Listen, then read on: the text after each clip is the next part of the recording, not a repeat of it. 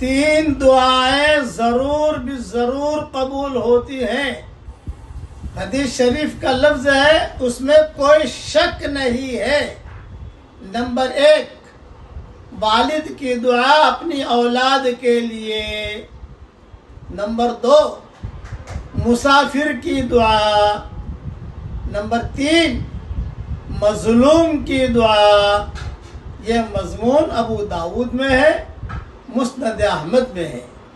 اس لیے اپنی اولاد کے لیے نام لے لے کر ضرور دعا کیجیے.